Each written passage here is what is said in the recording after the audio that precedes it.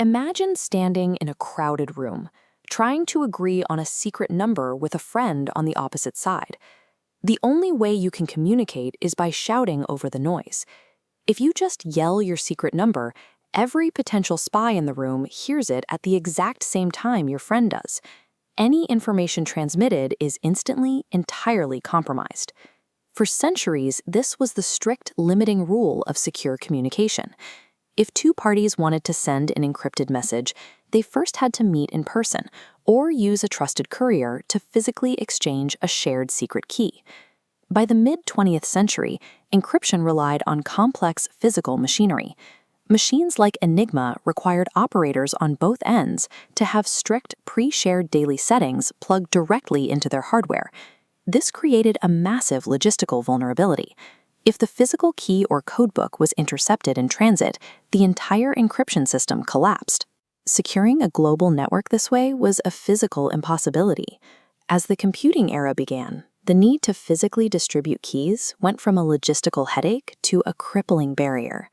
Researchers were connecting massive mainframes across long distances for the first time, but protecting the data flowing between these room-sized machines still required couriers to hand-deliver security parameters.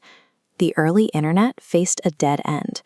Digital commerce and remote logins could not exist unless total strangers found a way to generate a shared secret in plain sight, over public wires. In 1976, Whitfield Diffie and Martin Hellman published a mathematical proof that solved the paradox. They demonstrated that a secret does not actually need to be transmitted to be shared. This animated diagram shows a simple way to visualize their solution. Alice and Bob publicly agree on a starting base, a yellow drop of paint everyone, including spies, can see. They each choose a secret private color, red for Alice, blue for Bob. Next, each person mixes their hidden color with the public yellow. Alice's red and yellow make orange. Bob's blue and yellow make green. They publicly exchange the results. Anyone watching the central public zone sees the orange and the green passing by, but it is incredibly difficult to unmix a color, to figure out exactly which specific shade of red or blue was used to create it. In the final step, both parties take the mixed color they just received and add their own original secret color into it.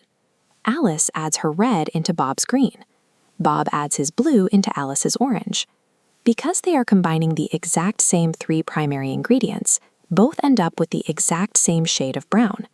They have independently created a shared secret, and the secret itself never crossed the room. Computers, of course, do not mix paint. They use modular arithmetic.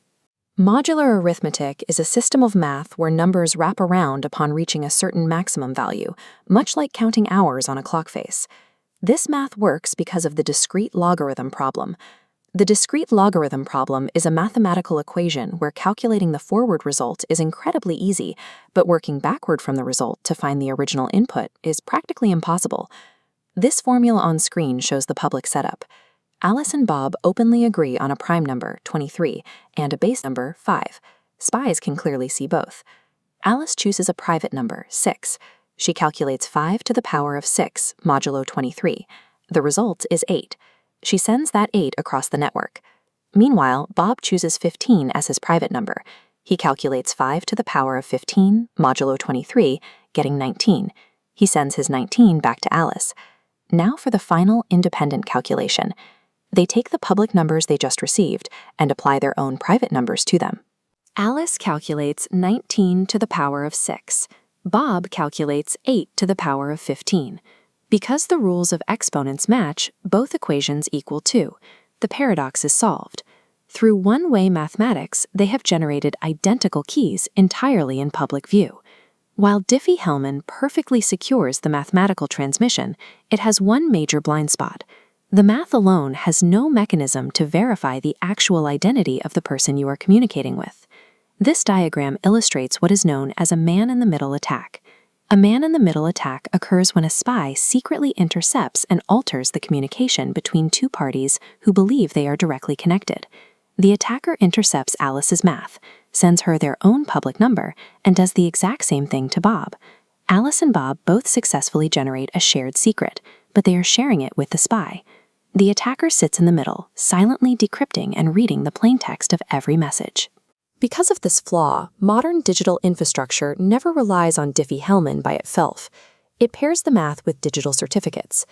Digital certificates are electronic documents verified by a trusted authority that prove the true identity of a server before the mathematical exchange even begins. Over the decades, the specific equations have been upgraded. Systems today primarily use elliptic curve Diffie-Hellman.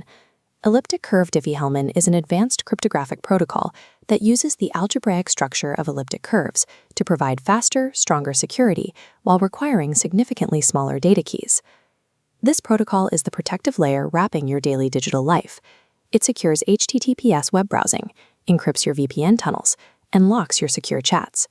This exact mathematical exchange executes millions of times every second, allowing devices across the globe to instantly form secure connections without ever having met. Every time a padlock icon appears in your browser's address bar, this elegant logic is quietly running in the background.